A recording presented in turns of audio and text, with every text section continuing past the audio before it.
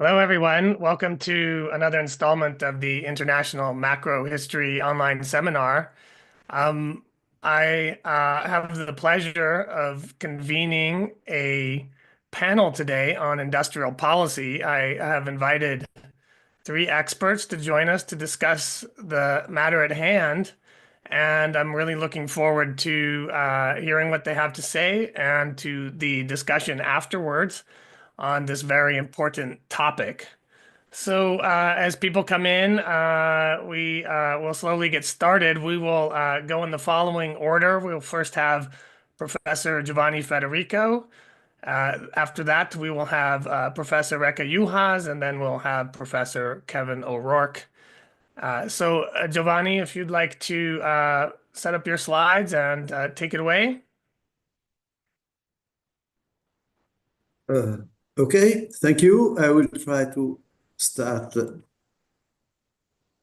while Giovanni's getting set up, I'll remind people of the game plan. We are going to give each speaker about 12 to 15 minutes to talk, and that should leave about 15 minutes for question and answer. At the top of the next hour, we will end the formal proceedings, but we will all stay on for another 15 minutes of offline discussion. So we hope that you can join us for that as well if you're so inclined. Okay, Giovanni looks ready to go, so all yours. Okay, thank you very much. Welcome to everybody. I have been the first. I have tried to have a broader introduction rather than focusing on any specific issue. So basically, this is my idea is that I will start with a definition.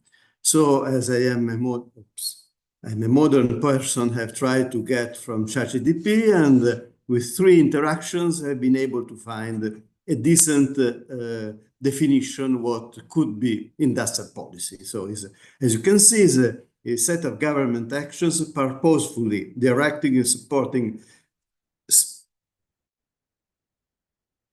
specific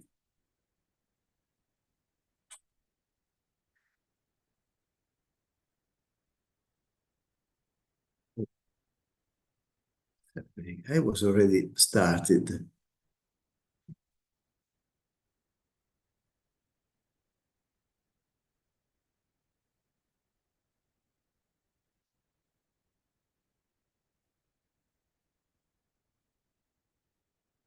Okay, so is a set the government's actions purposefully directing and supporting the specific sectors. So I think that there are three key issues here. First, purposefully, so it's a strategy in principle, not a side effect of some other measures. Second, we are focusing on some specific sectors. So the idea is that you have to change somehow the allocation factors. Industrial means in principle manufacturing, but you can have in theory industrial policies aimed at services or even at agriculture. There is agricultural policy. And finally, there should be some aim of economic growth. So which is not exactly the same as welfare. So you can have some losses in principle. People argue that industrial policy could be necessary to inflict some short-term losses for the greater good of economic history. So basically what I'm trying to think a little bit is that first, what is the object? So what is in practice? What does it mean, this definition? Second, I will try to give some hints about what is going on or has been going on in literature about the causes of industrial policy. And then the final point is how you can assess these policies. And so you have two different criteria. One, which is the economic one, which is what that did this policy offer gain and losses in the short term with reallocation factors, or did these policies cause economic growth in the long run? And second, this is efficiency. Effectiveness is slightly different. So is did the policy achieve its aim at any cost? And here I have a clear example is the Soviet 5 years plans. The Soviet 5 years plans under Stalin wanted to industrialize Russia, and this achieved. So industrial production in Russia increased a lot, but clearly nobody would say that they were efficient in any welfare meaning of the word. And so basically, how is it? I would try to define what is industrial policy, which is a really fuzzy concept, in two different ways. First, with the aims. So you can have five different definitions. One, a very restrictive one. So you have explicit economic-wide strategy for having economic growth, development. So 5 years, already quoted 5 years Soviet plans. A very interesting example is Muhammad Ali, Egypt under Muhammad Ali, the 1920s, early 1930s. So a whole strategy for the whole development of the country. Second, a more restrictive definition. So something which is still an explicit strategy aimed at favoring our sector. So we want to develop steel industry or whatever, semiconductor industry or whatever, rather than economy in the whole, or maybe a category of firms. In Italy, there was a huge policy in order to help small firms in the 1950s and the 1960s. So the first two definitions are about something explicit. Then you can have somewhat more extensive state interventions which favors, but without having a clearly stated aim, favors firms or sectors without a clear strategy, just because. Then you have any policy, which and this includes, we'll see next, policies which are not necessarily economic policies, which are bound to favor a sector over the rest of the economy. So maybe environmental protection can favor some type of sectors, can hamper the growth of polluting industries. Their main aim is not that to favor a green industry, but over steel, iron and steel, but still have an effect. And then you can have industrial policy, anything which affects the economy. So helps creates a legal institutional framework, or helps technological development, and so on and so forth. Clearly, these 5 aims gives a very different view of what we should study if you want to study industrial policy. Then you have a different type of approach. Look at which tools have been used. And so you have, of course, trade policy. Trade policy has been historically the most most ancient and most widely used type of industrial policies. So you have restrictions to imports with duties, tariffs. A lot of duties were revenue duties not directly aimed at helping some industry. Coffee or cacao duties were not part of industrial policy in Italy. Or you support exports. You have subsidies with targeted tax cuts. You have soft loans to domestic producers, and you have or foreign investors who wanted to invest in your country. You can have preferences to domestic producers in public procurements. You can have bailouts. Bailouts, I think, which have been extremely important in Italian economic history. I mean, when in the 1930s, the Great Depression threatened the closure of most of Italian heavy industries, which were owned by the banks, the state stepped in, bailed out everything, and so we had state-owned enterprises for about 40 in the top technological sectors, or very advanced, some of the top technological advanced sectors for 40 years. And then you have an incomplete additional list, including market exchange manipulations, different type of exchange rates, you have labor capital market regulations, competition policies, health regulations, subsidy to universities which produce applied research. All of this can be considered part of the industrial policies. Some of them are non-tariff barriers.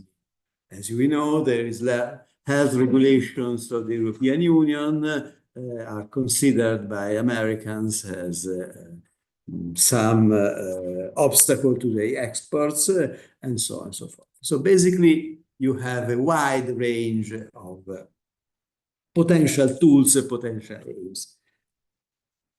Next slide is a very simple outline, just to remind the people of the main changes. You have trade duties were much more ancient than any type of industrial policy, but were used mostly to collect revenues. Industrial policy started in a way in Europe with mercantilism, in Asia with shutting trade, shutting international trade, Japan, and then you have in the 19th century liberalization of trade in Europe, except towards the end of the period, and continuing protection, so fostering industrial development in some part of the rest of the world, not in colonies, but in the Americas, not in big Asian countries, which were forced to keep duties low, like Japan or China or Ottoman Empire, but in the United States, for instance. Industrial policies returned to Europe. They never disappeared from the United States, maybe from the late 19th century, but return to protection was very mild if you what happened during the Great Depression. And so you have a period, the Great Depression is when industrial policy entered big time in all advanced countries. After the war, it was the heyday of industrial policy. So there was heavy planning in socialist countries, light planning in India and in Europe. There was a huge series of import substitution industrialization policies in the rest of the third world, from Africa, in newly independent countries in Africa, and also perhaps in some Asian countries. Then, after the oil crisis and after the 1980s, we are returned back to a liberal age, which was not totally liberal, but clearly there was a big liberalization of world trade.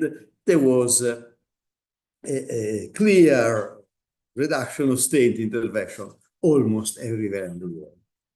Now, maybe we are at sixth stage, maybe we are returned to industrial policy. Well, of course, I don't know. So basically, these are the main stage. How the literature. Basically, when I tried to think to the literature of industrial policy, I was a little bit in trouble. Because basically, there are some works, many works, which books with have industrial policy in the title. I also edited with James Foran-Peck one of them many, many years ago. But basically, given the fuzzy definition of industrial policy, you can have almost every history of general history textbook of any country, or any history textbook on industry in any country will give you some hints or some discussion. So the of course, is not or used not to be a hot topic in economic history literature the last 10 or 20 years, just because around it was no longer much economic industrial policy, but still the literature is huge. So you have four main strengths. You have descriptions with information. They say that these can be found almost in thousands of different books.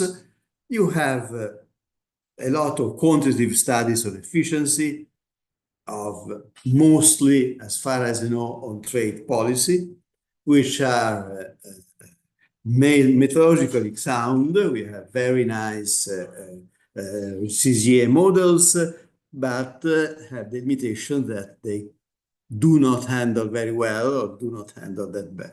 Whereas the are limited to static effects, do not handle very well dynamic effects. So you can measure how much duty X happen to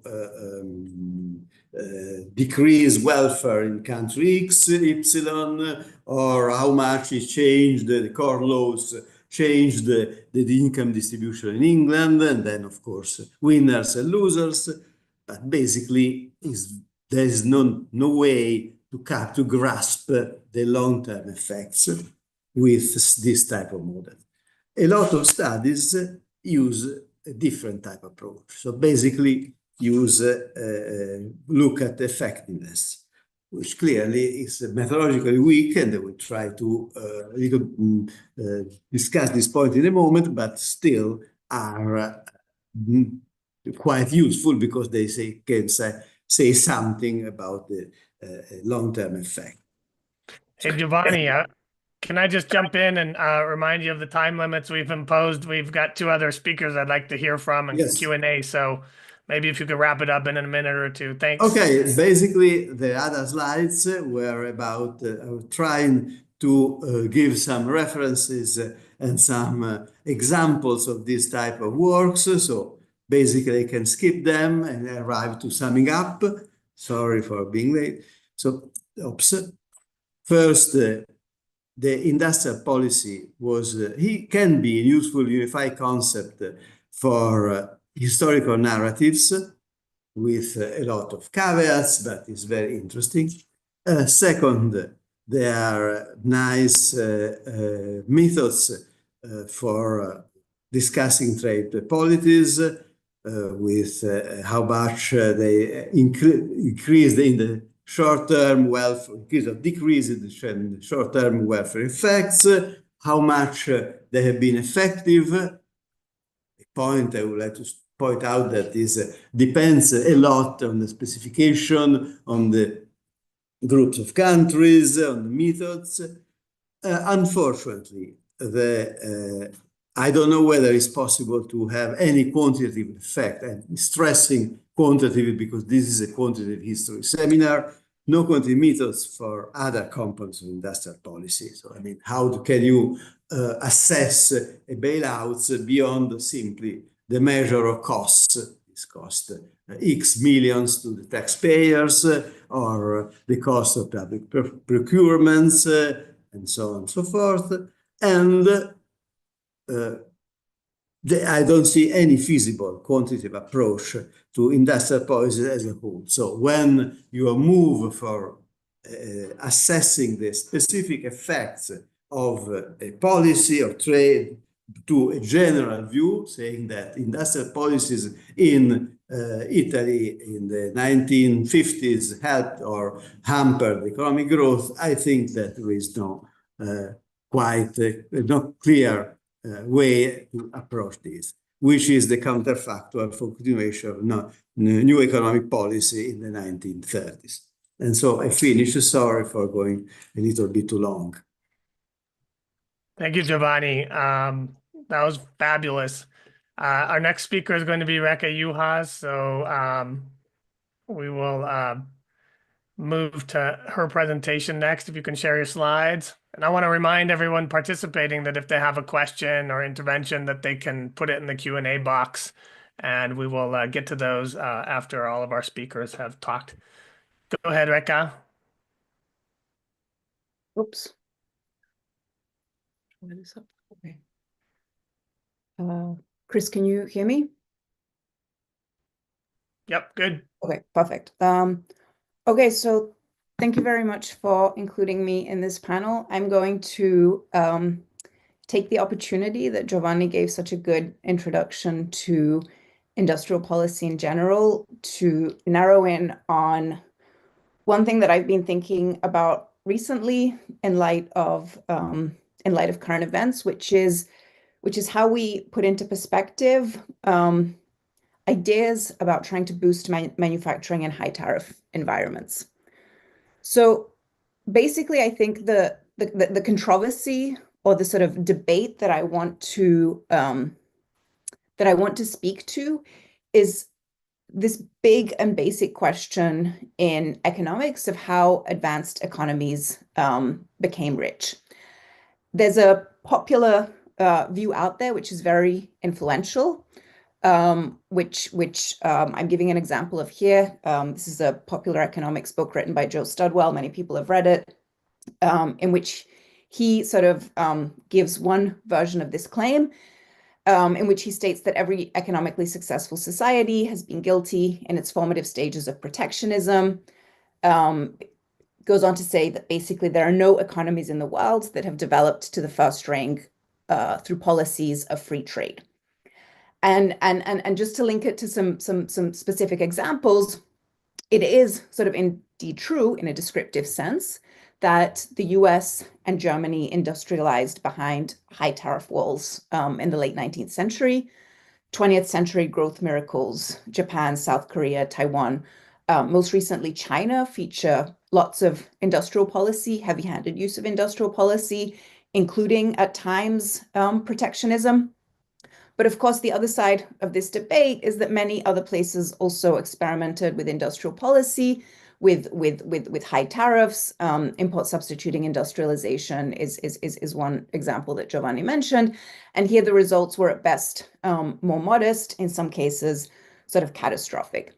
And so where I want to sort of touch on today is just to think about what evidence we have about the relationship between tariffs as a tool of industrial policy.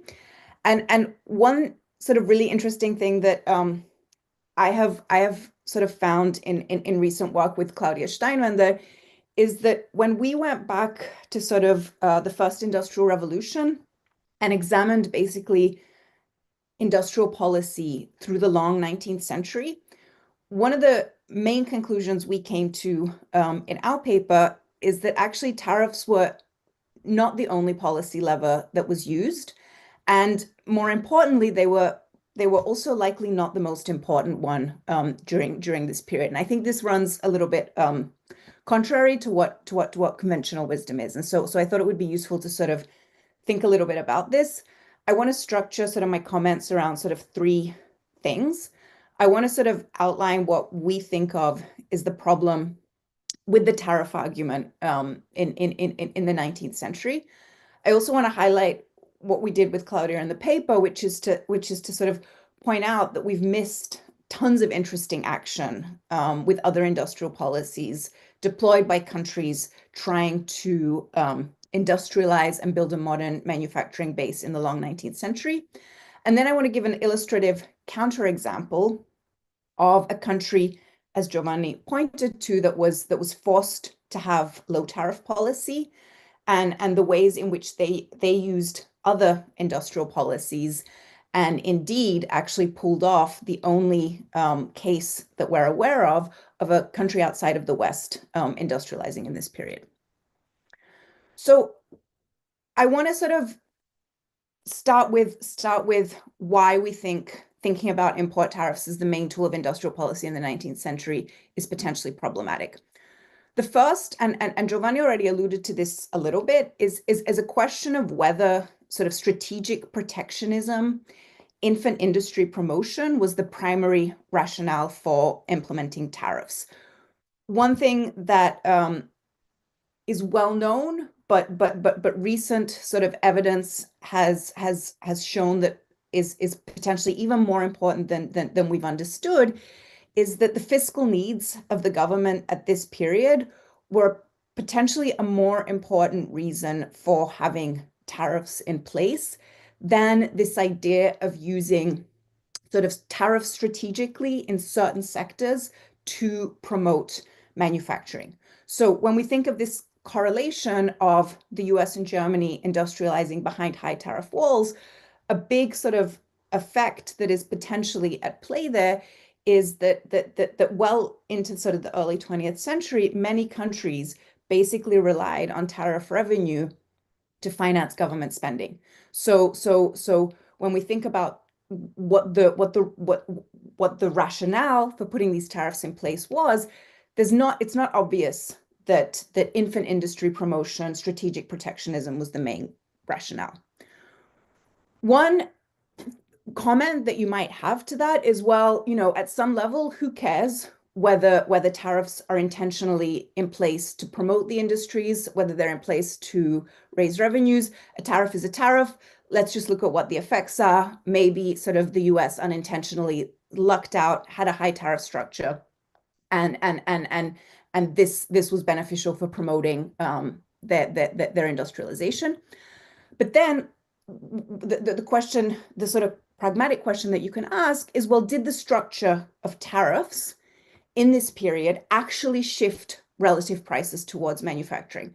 Again, going back to what Giovanni was saying, industrial policy needs to change relative prices in order for it to change incentives. So it matters whether you have sort of an across-the-board level tariff on everything, or whether you have tariffs that are actually changing relative prices in the economy. And so with Claudio, we sort of looked at this. This is using data from some of Kevin's work, and sort of at the aggregate level for the late 19th century, we find very, very little evidence that the tariff structure, both in advanced and in global periphery economies for which we have data, was strongly shifting incentives towards manufacturing. So in the periphery, there seems to be some evidence that tariffs were slightly higher for manufactured goods, but the differences are small, and in core economies, it's actually going in the wrong direction. So, even if you say who cares what the tariffs are in place for, they were shifting incentives towards manufacturing. The evidence here is pretty weak. There's more promising evidence if you zoom in to looking at the structure of tariffs within manufacturing. So this is using data from Varian, and it's a pretty limited data set in this. I mean, it's a wonderful data set, but it has very limited time coverage. So this is sort of a snapshot of 1913. And here you do have actually some evidence that countries were sort of strategically putting in place tariffs within manufacturing to protect the final output product that they were producing, and to have lower tariffs on intermediate inputs and machinery, which they may have needed to import in order to promote sort of the blue sectors, in order to actually do the infant industry promotion. But sort of overall, we think that taking everything together, at best, there is sort of mixed and pretty weak evidence that tariff structures overall were strongly shifting incentives towards manufacturing.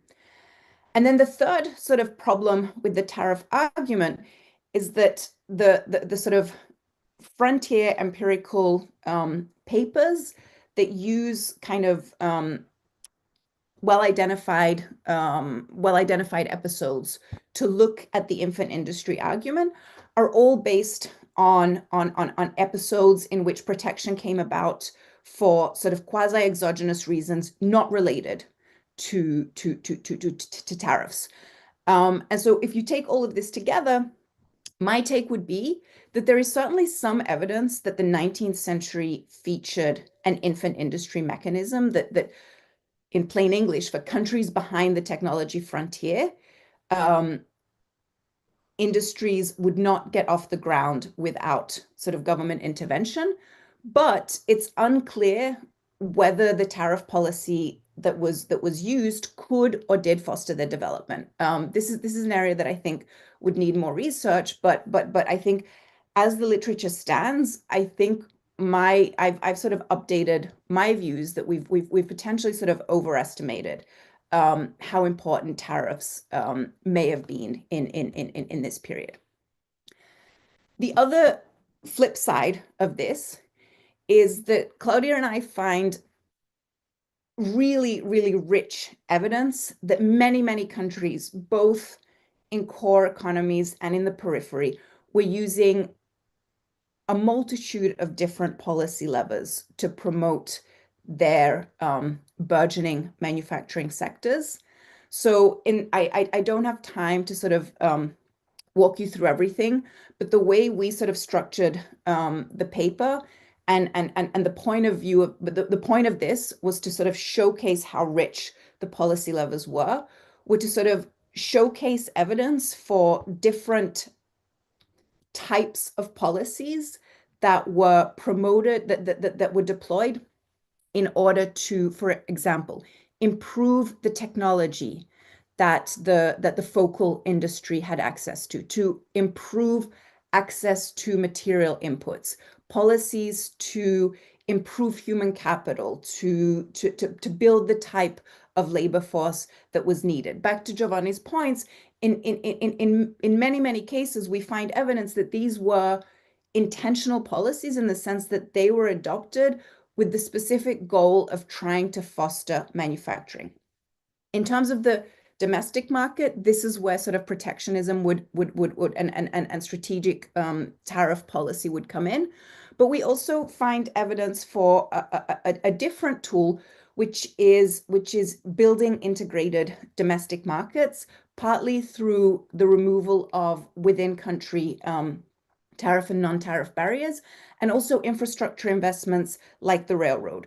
The same is true, and a lot of this came much to our surprise, that we see very sophisticated and modern looking industrial policies being used in trying to promote countries' access to foreign markets. Things like trade financing, export subsidies, the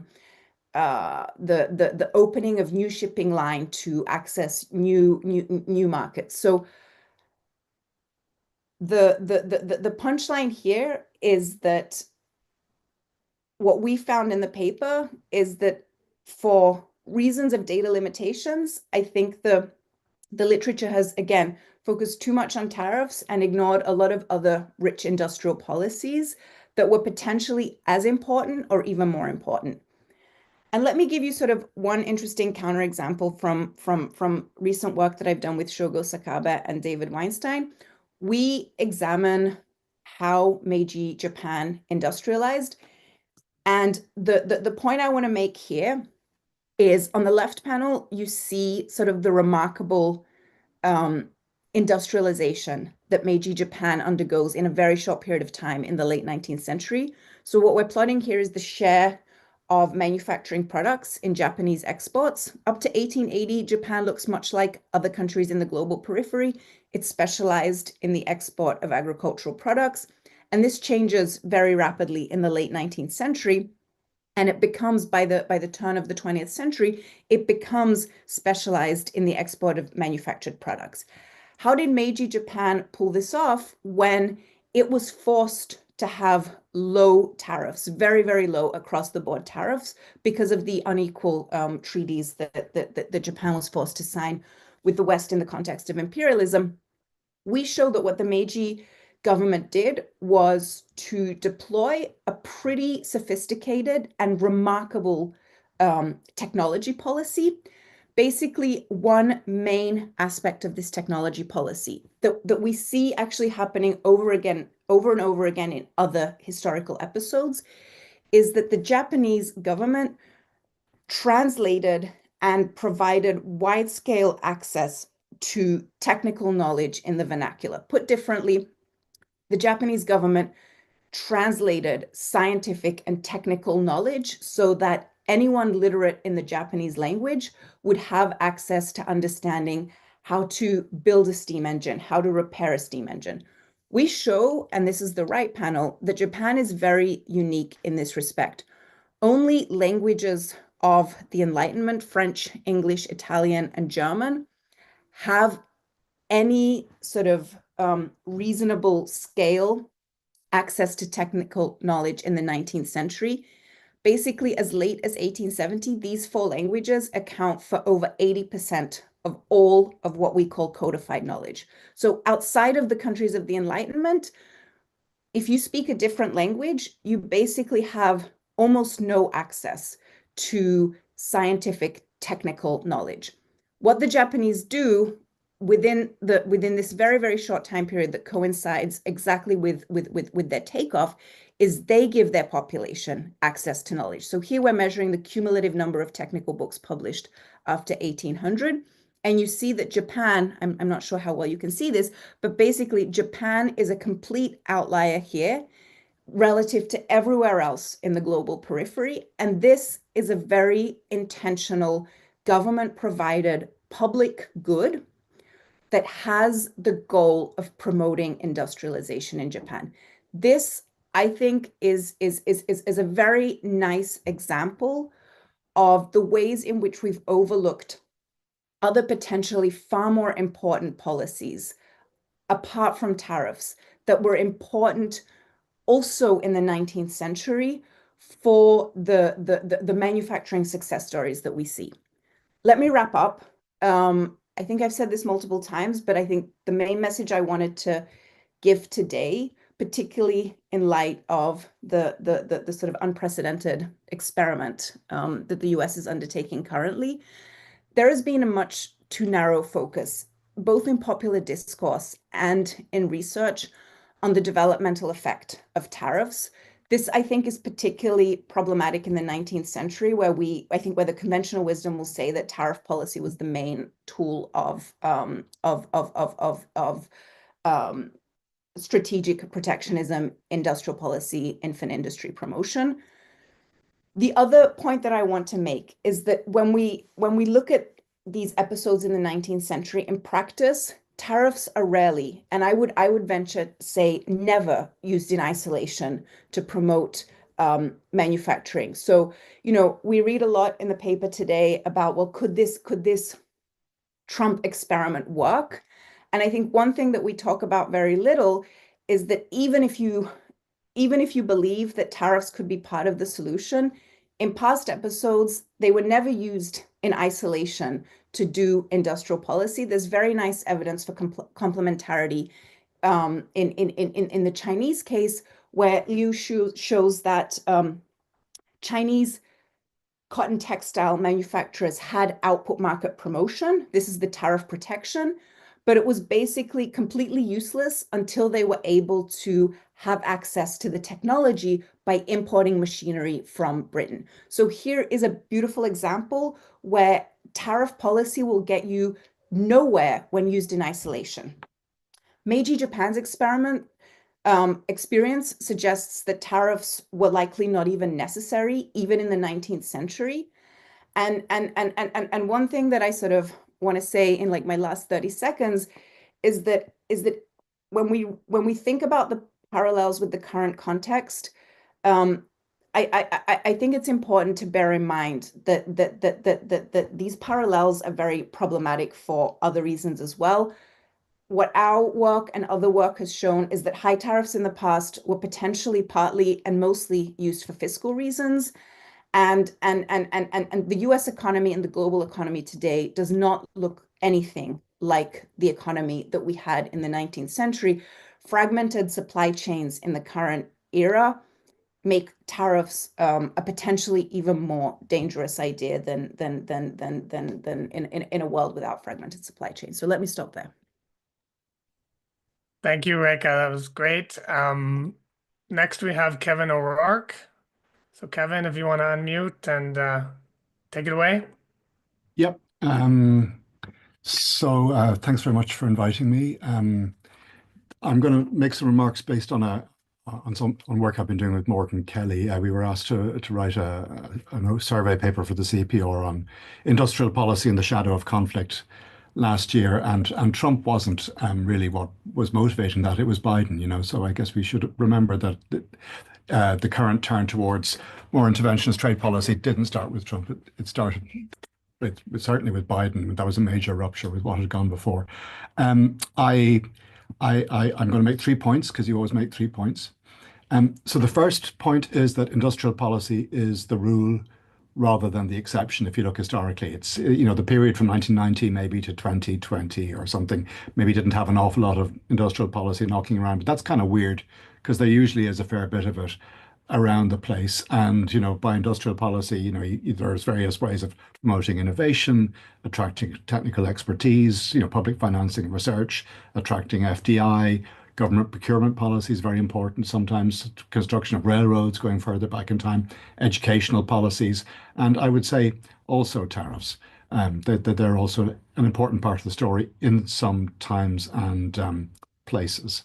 And just to pick up on what Réka was saying, I think that moving forward, you know, the more disaggregated the tariff information you have, the better your answers to the question of what tariffs do will be, because you know, countries don't have a blanket tariff on all their imports. They have tariff schedules that vary by type of good, and you got to get at that level of disaggregation in order to make any sort of sensible progress. So that's the first point, is industrial policy is the rule rather than the exception.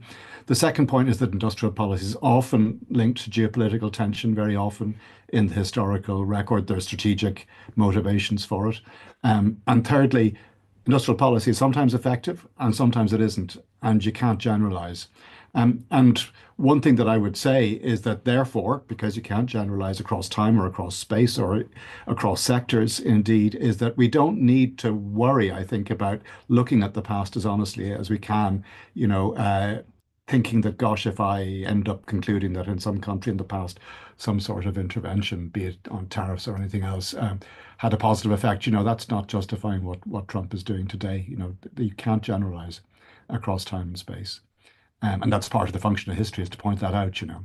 So first of all, it's the rule rather than the exception. Well, if you look at the period in the run-up to the Industrial Revolution, it was one of very activist trade policy, certainly, that switched over time in England, for example, from being one that was focused on raising revenue and was rather neutral across goods, and also on grabbing trade routes from rivals so that you could import goods and then re-export them at a profit. You know, around about 1700, that approach switches. They start targeting particular sectors much more specifically, and mercantilists thought changes from being focused on, you know, grabbing trade routes to gaining foreign exchange by exporting domestic manufactured goods. So there's a lot, and I mean, of course, in France you have Colbert, and you know, there's a lot of policy around the place. The 19th century is more liberal, and of course the colonies had the benefit of free trade thrust upon them, whether they liked it or not. But with the notable exception of Britain, countries that were free to choose their own trade policies very typically chose import substitution and tariffs. It's part of what Bob Allen's referred to as the standard growth model. More generally, because tariffs aren't the only part of the story, I would say that, for example, this is the age of very important agricultural research on the frontiers of the New World, as Olmsted and Rhodey and others have talked about. And in the backward countries, this is the age of Gerschenkron, you know, and all of that sort of policy making that he described.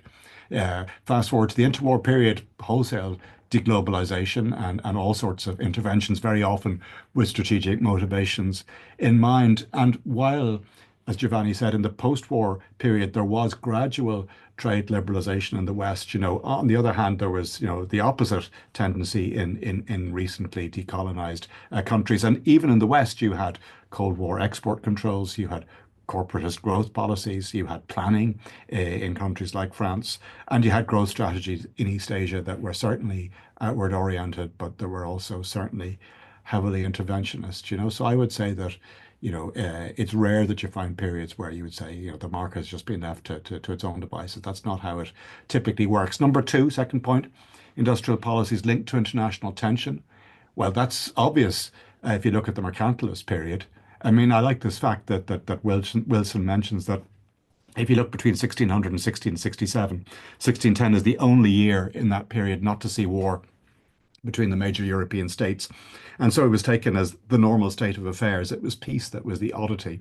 As Wilson says, amid this and much of what came to be the national policy in economic terms, the mercantile system becomes unintelligible. All policy, including economic policy, was strategic in nature. And so, for example, when the British tried to grab market share in shipping and trade from the Dutch, this is because they see long distance trade not just as a source of revenue, but they see the mercantile marine as a nursery for seamen and a source of ships.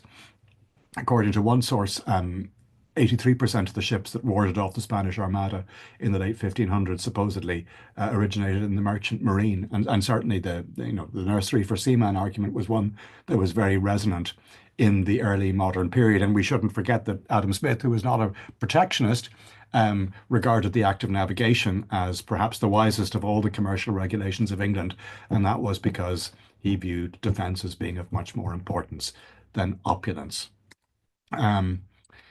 If you go forward to the 19th century and the development of the weapons associated with the Industrial Revolution, metallurgy and heavy industry becomes crucial. If the Italians and the Japanese and others are developing heavy industry via purposeful state intervention, this is for explicitly strategic reasons. They're sending delegations to Krupps and similar producers. They're importing expertise. In the case of Italy, they're protecting industries. In the case of Japan, they're not, but they're both using procurement policies to ensure stable markets and so on. And in the Japanese case, they set up Asia's first integrated iron and steel works, the Yawato works, directly in response to tensions with China. So, if you don't have heavy industry, you're vulnerable, and everybody's doing this.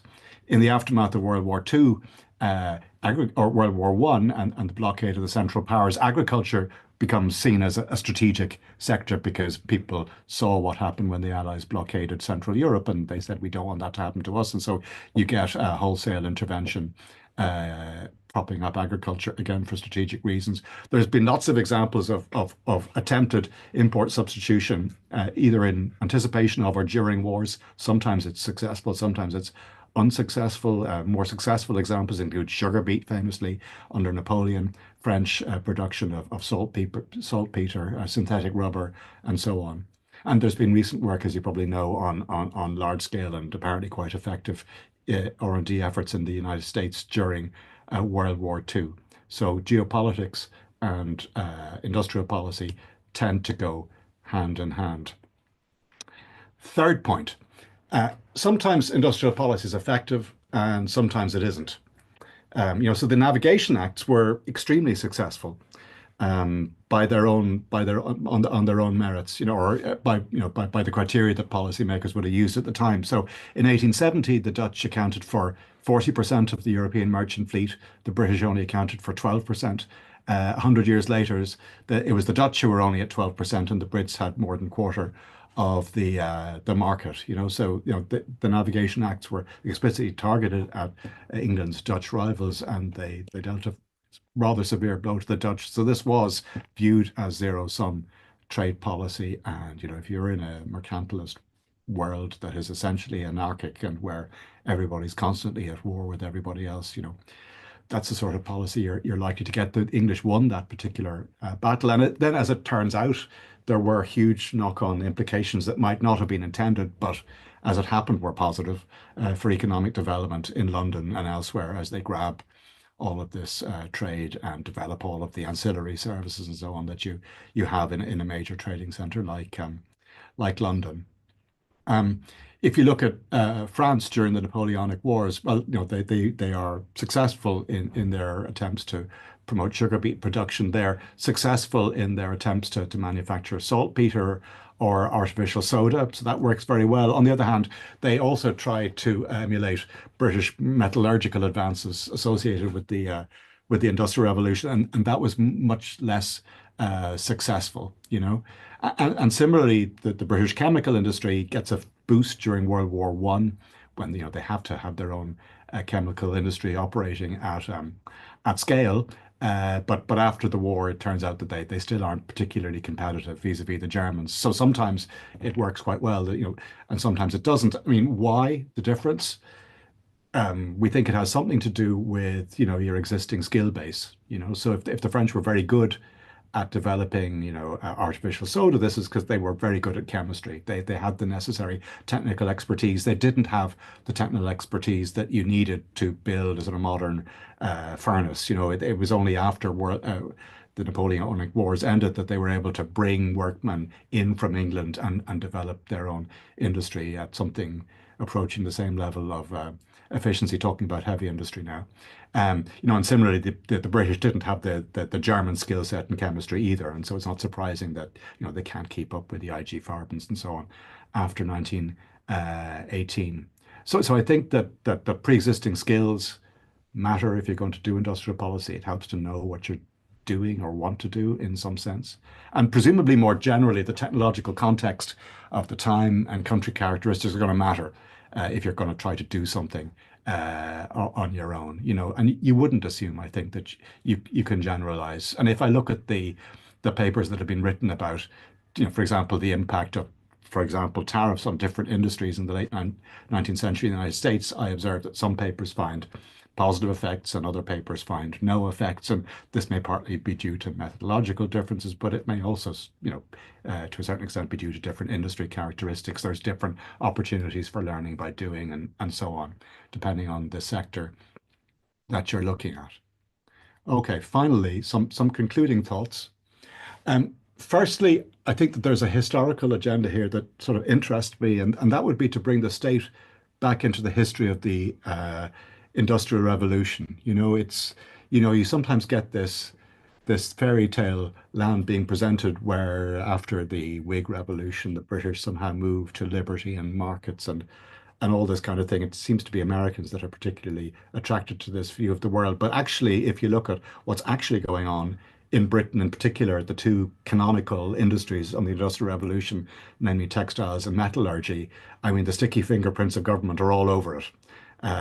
In the case of textiles, it's a long, complicated story, and as we know, they didn't actually want to promote cotton textiles. They were trying to protect the woolen sector. But then if you work through the chains of causes and events, you end up with eventually a large fustian sector that's, going to be wanting to become 100% cotton textile, especially when linen prices go up. And, that was largely the result of policy. And so it was a series of unintended consequences, but policies there nonetheless. In the case of metallurgy, the role of naval procurement in particular in driving quality improvements probably can't be overstated, So I think more generally, we should be bringing back the state into the history of this period. It was, after all, a very interventionist period, as Adam Smith and other contemporaries told us about and very often complained about. So that was my first concluding thought. And, my second concluding thought, to go back to where I started, is that, in terms of our own world, as I said, 1990 to 2022 is a sort of an odd interlude. It was the neoliberal apogee, if you want to use that kind of language. Industrial policy was anathema. Markets were, the pendulum was swinging away from the state and towards markets all over the world. And now the pendulum is swinging back. But, that period was also an interlude between the Cold War and, the invasion of Ukraine, which I think changes everything. And then, of course, what Trump is doing, vis-a-vis NATO and Europe and Greenland and everywhere else, I think is bringing us even closer to, an old-fashioned, essentially anarchic international system where the old institutional structures that have kept us safe are falling away. And so I don't think it's coincidental, therefore, that those 30 years from 1990 to 2020 was a period with unusually little industrial policy. And I don't think it's coincidental that industrial policy has already been and will continue to make a comeback. We can deplore this or we can welcome it, but we shouldn't be surprised by it. History suggests that it's what you would expect. I think I'll leave it there. Fantastic. Thank you so much to our panelists. We have gone a little bit over time, but we still have about 5 minutes in our normal time, and then we'll have a little bit of offline discussion at the top after the top of the hour. We have a couple of people who have questions in the queue. First one is Eugene White, and I may be able to unmute you. Eugene, go ahead, ask your question, and then we have Sevkat Pamuk after that. Eugene, are you there? How's that? Better? Yeah, I yeah. think you can hear me now. Yes, I was a bit concerned because they tended to talk about the political economy of tariffs and other industrial policy as if there's one, each country represents one group. There's no special interest pulling policy two ways. And it seems sometimes that is to understand U.S. tariff history, at least the way Doug Irwin presents, is a struggle between different groups attempting to promote their sector. So there's an internal struggle, and then once one industry gets protection, it may, if it gets earn some supernormal runs, it may empower it to get more. And there's a dynamic as well. So these other features, I mean, it's hard to encompass all of it, which complicate the picture. Thank you, Eugene. I don't know who wants to go ahead on that. Well, Feel for free. sure, tariff policy is very political. I mean, you're not going to get me disagreeing with that. I mean, we see the same sort of interest group clashes in trade policy in Europe as well. And, I mean, yes, absolutely. So it's not so if tariff policy or any other sort of policy is put forward, and if its aim is to boost industry or growth or do anything else, it isn't surely the omniscient social planner, unless we're talking about Stalin's Russia. I agree, it's a much more political process. I don't disagree either, and the additional sort of complication that I would add, Eugene, is that particularly in contexts where you have political turnover, the will of the policymaker sort of or the objectives of the policymaker may change, which is, I think, another inherent risk to industrial policy. So, just take the current turnover between the Biden and the Trump administration. Intrinsically, Biden wanted to promote green industries. He put a solid industrial policy in place to do that.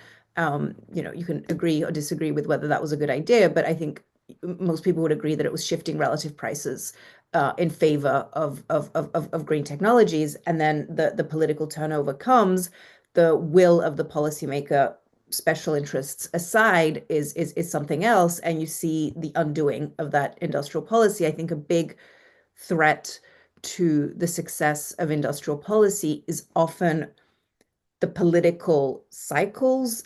And once the market sort of understands this and internalizes it, the credibility, even of sort of, rewind the clock to 2022, if you're an investor thinking about investing in the US, if you have some uncertainty about how durable this policy is going to be, this already undoes whatever potency the policy has in a world in which it's credible. So I think the political economy of industrial policy, and you point to one aspect, is sort of key, is another key determining factor for when an industrial policy can succeed or fail. I agree with what sort of Kevin was saying, that the underlying skill set is a very important determinant. I think another important determinant is getting the political economy right. And one way in which I think a lot of industrial policy successes share some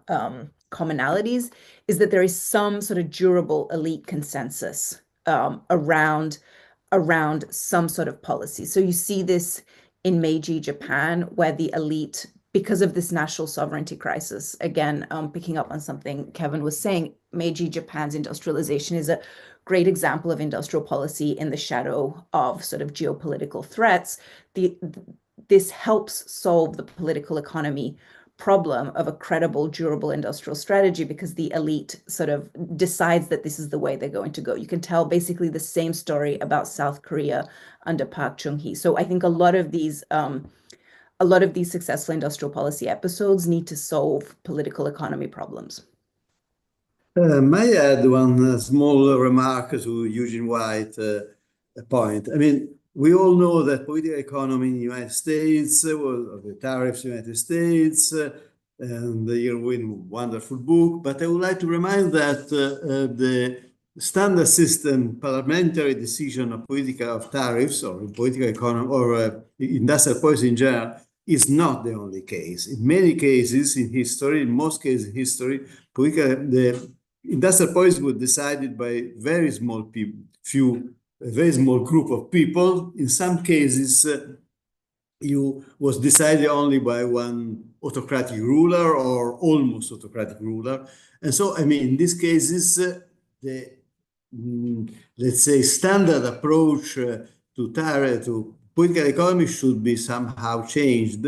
I mean, we have in Italy the experience of Mussolini, and of course, Mussolini was considering consensus, was taking the balance between different interests, but his view of which was the ideal industrial policy could have been different from a parliament, a normal parliament, or could have been from the Italian parliament before 1922 or after 1950.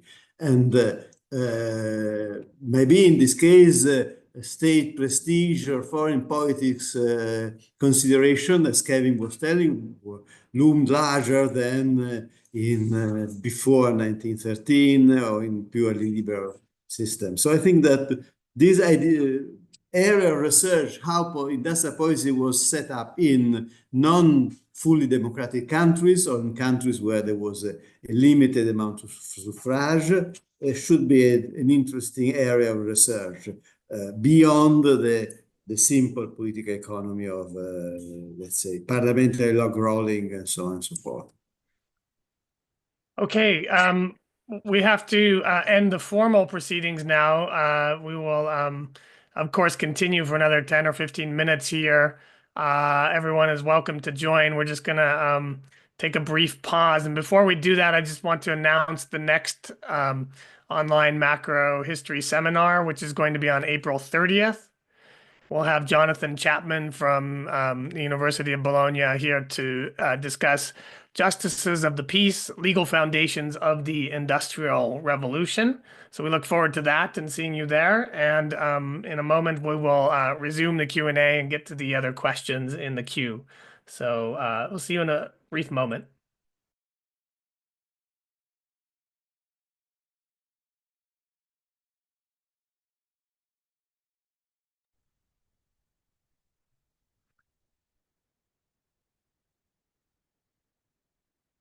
Okay, so I think we can start this second set of questions.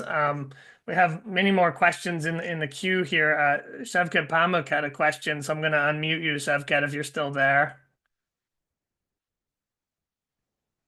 Yes, I'm here. My question was rather similar to what Eugene has asked. I wanted to explore the political economy in the countries that adopt industrial policy, and I want to ask the panelists whether more open, more representative political economy, and in what ways more representative pluralist political economy is more conducive to the success of industrial policy, or as opposed to, say, more autocratic regimes where industrial policy is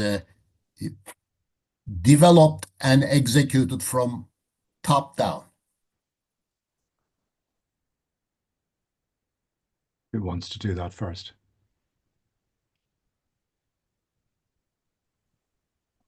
I mean, I'll give it a go, and then maybe you both can also give your views. I think I think it's an excellent question. I think it's something that people have thought about deeply. I don't really know that we have sort of great overarching evidence. I think what I would say is that there are forces sort of pushing in both directions, in the sense that you can tell a story where autocracies can solve some of the political economy challenges in the sense of creating credible, durable strategies, making difficult decisions that might be sort of costly in the short run, but have payoffs in the long run. I think you can also tell a different story, and we see sort of, I think, examples where forces push in the other direction, where autocrats, by virtue of their limited accountability, pursue sort of silly, self-serving policies. But also, I think, and you don't necessarily have to go as far as sort of the communist countries, but there, I think the tension between the wishes and desires of the policymaker versus social welfare are things that can come into tension to a lot greater extent. I think industrial policy, sort of picking up a little bit on what Kevin was saying, industrial policy sometimes works and it sometimes doesn't. I don't think we will. My sense would be that there's not a clear prediction between political system and industrial policy outcome. Yeah, I'm gonna agree with that. I'm sort of thinking off the top of my head now. I wonder whether the answer to the question maybe depends on sort of the size of the economy or the country and the kind of pre-existing commonality or otherwise of interest within the country. So there is a literature, an old literature, pointing out that small European countries in the post-war period were very good at, they're very nimble at adjusting developmental trajectories and so on. And, they were very often very open, but maybe their smallness allows them to reach consensus fairly easily. I'm thinking about, or in the 19th century case, Denmark, very small, very homogenous, and there's this huge challenge they face, and they achieve a consensus. Would it be so easy in bigger countries? So I mean, the Chinese have been doing all right. The South Koreans, the Taiwanese did all right. Before they were democratic. I had a So I'm gonna bet that you can't generalize. But if I had to bet, I would say something got to do with how divided is the country, because I guess the more divided the country, the more useful the autocrat in the sense, potentially. Yeah. Anyway.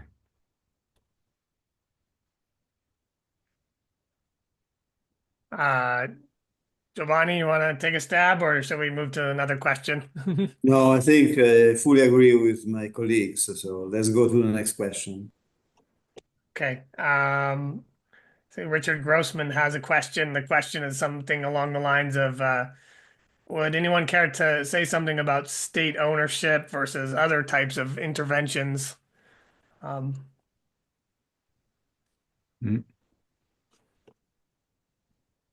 Feel free to jump in. Yeah.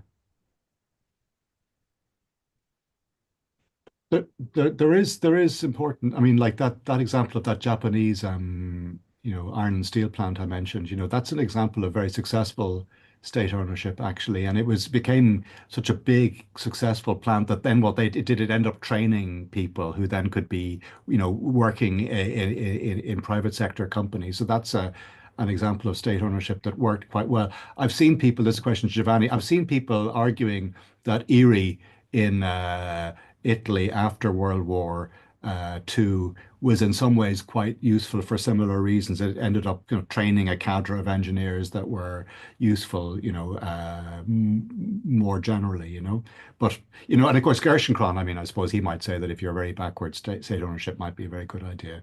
So, yeah, again, I'm going to say it's going to be very contextual whether it's useful or not. No, I mean, I would agree that Erie was quite effective in the early 1950s, and maybe until, but basically politicians arrived.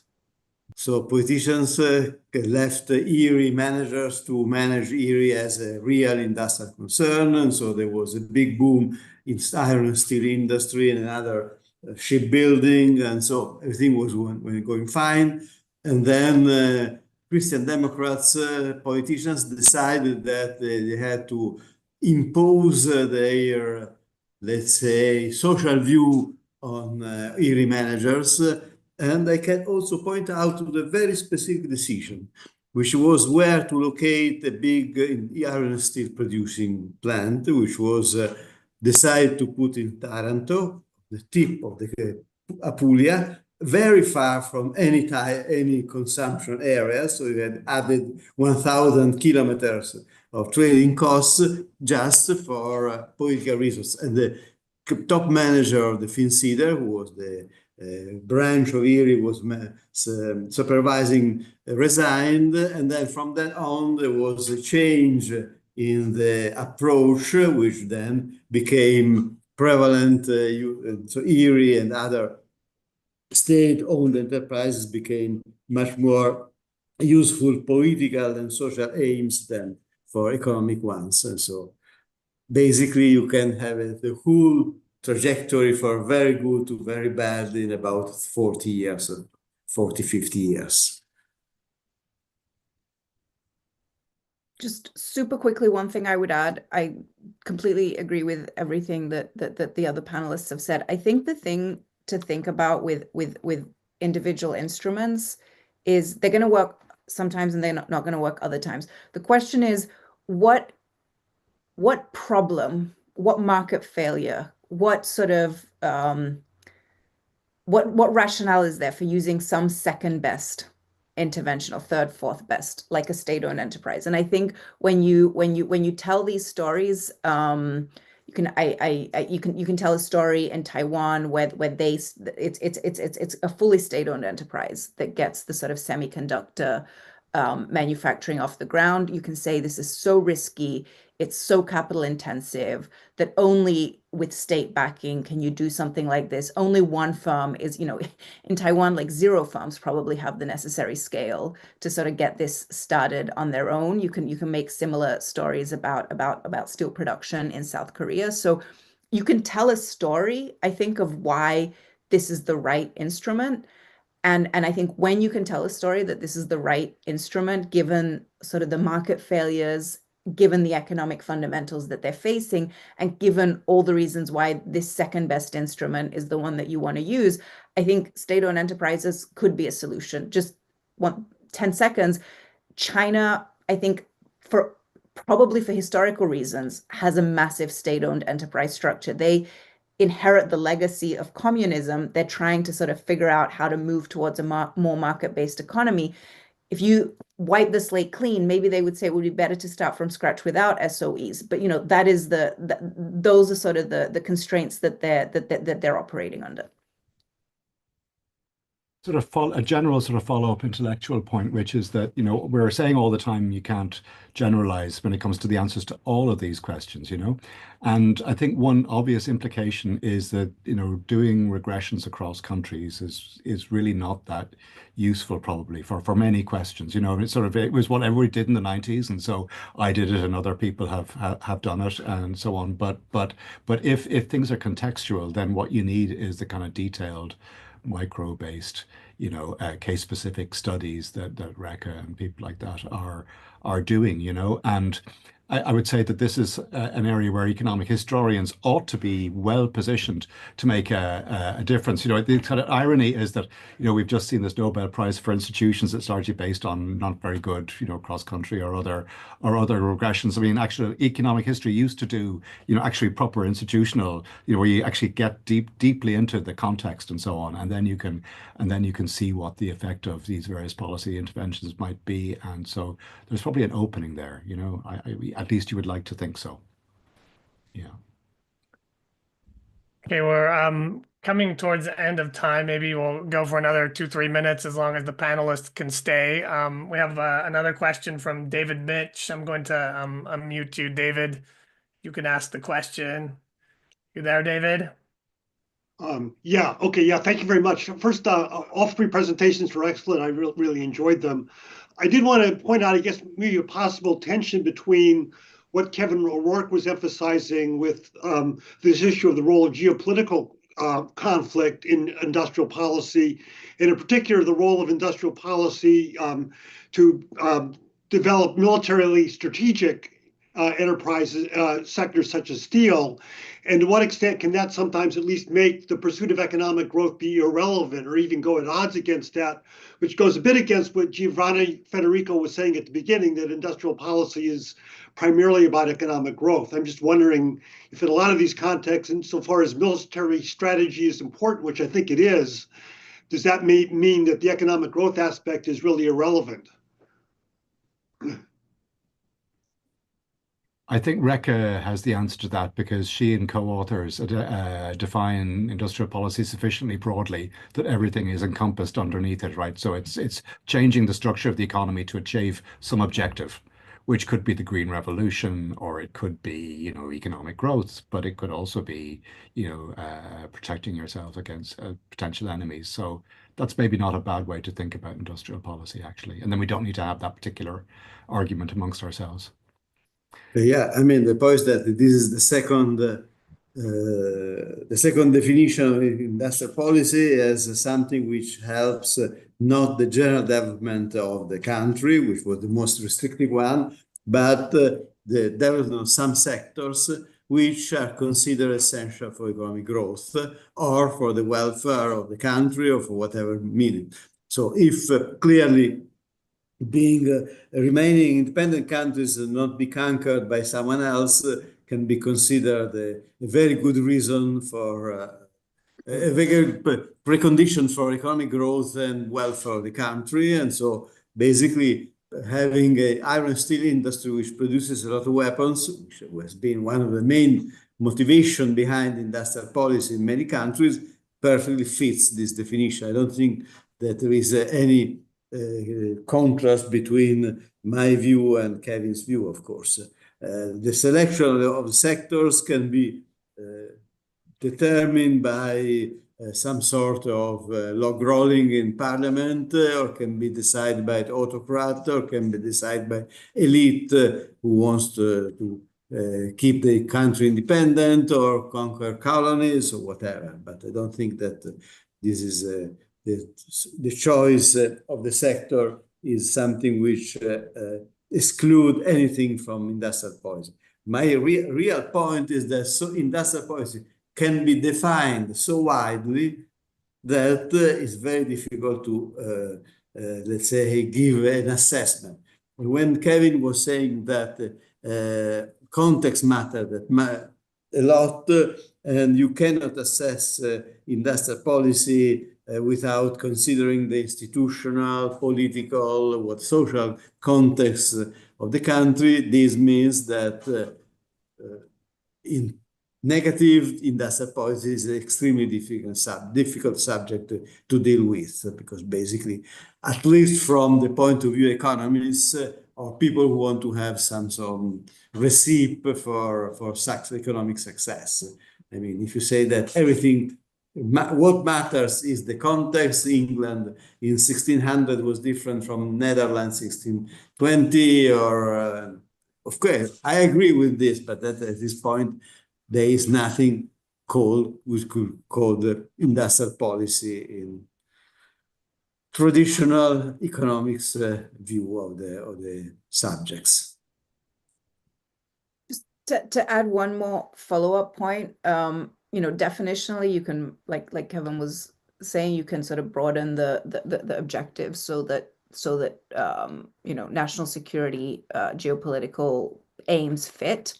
But, and I think it's very important to think about how, as we're having these policy discourses and debates about different industrial policy objectives, we're clear about sort of the trade-offs. So I think, you know, to give one concrete example, the EU countries are currently having a big debate about increasing military expenditure. The objective there is clearly geopolitical and national security. But then there arises a question of, like, is this in conflict with whatever economic growth strategy the countries have? And how you communicate, I think, is very important, and how you have these debates is very important also for the success of industrial policy. So if, you know, if you tout your green industrial strategy as bringing manufacturing jobs back en masse, you know, that might help on day one, but it might also be the industrial policy's undoing if you're not if you're overpromising in terms of what type of you know, employment benefits this may reap. So being clear on the objectives, I think, is actually quite important beyond sort of the intellectual kind of definitional questions. I think the more substantive issue is how do we communicate these objectives and think as a society about the different trade-offs involved when these objectives come into conflict. We're getting close to the end.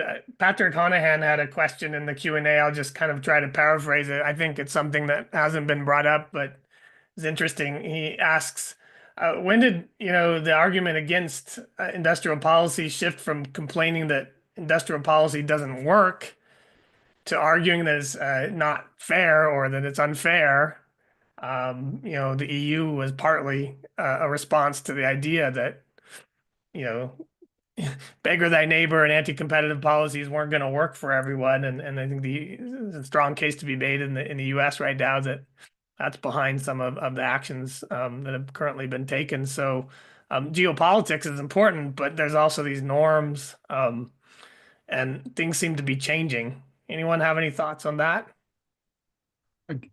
In the EU context, I suppose, I don't know if this is what Patrick's getting at, but there's a kind of issue. There's a notion that it would be unfair. The bigger countries would obviously be at an advantage if everybody was trying to grab market share for their industries. And so I think there was a feeling and so we would want to have less industrial policy within Europe because the smaller countries would be at an unfair disadvantage. I think that's my sense of where that came from, at least in the European context. But maybe did that then translate up the food chain to the WTO? I don't know.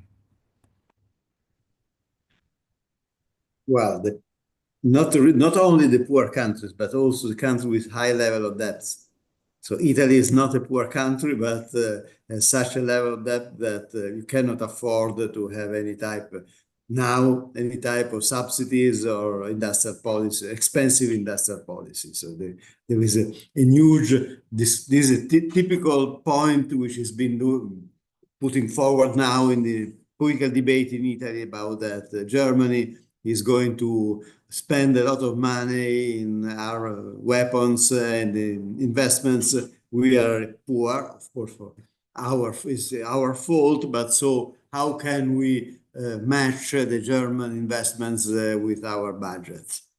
So it's not just the small countries, but also the highly indebted ones.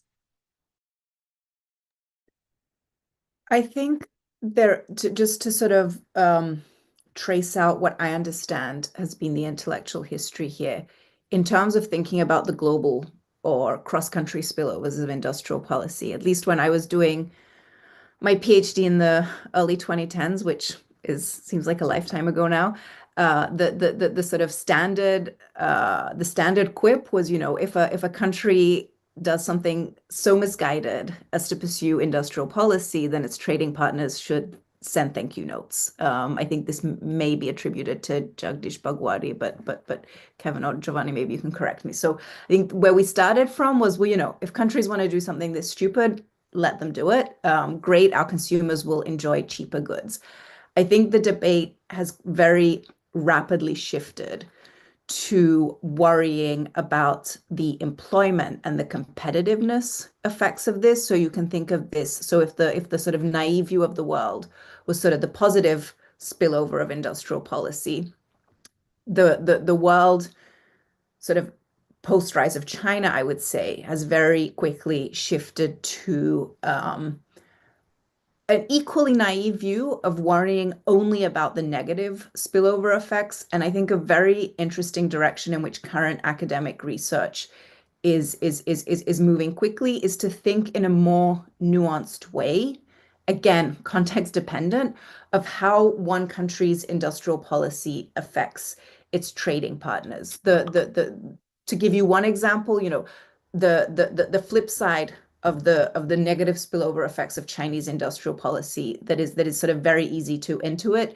is that China has pushed the technology frontier very rapidly on lots and lots of green technologies, and that has to be, in some sense, a positive spillover. You can put the negative spillover of whatever production and employment effects there are on trading partners, but that there also has to be a positive externality of a positive spillover of creating the public good of these technologies, of creating this innovation.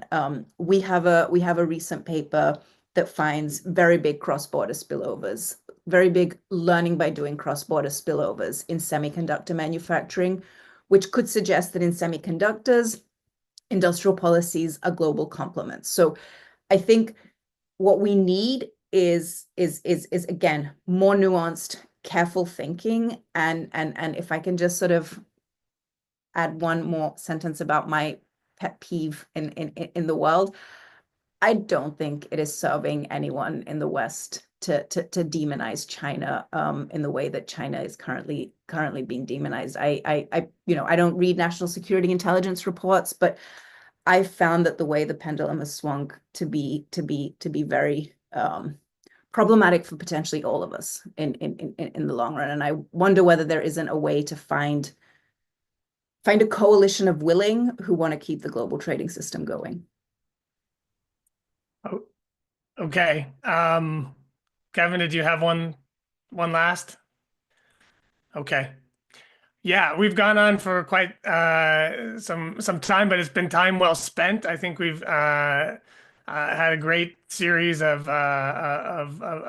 talks by the panelists and a great series of questions. I really appreciate your time, and thanks to everyone who's come in to participate. So we can probably wrap up, and thanks again. It's wonderful. Thanks, everyone. Thank you. It was a great session. Thank you. Thank you. Bye-bye. Thank you. See you all. Bye. See you soon. Bye. Bye. Thank you. Bye. Bye.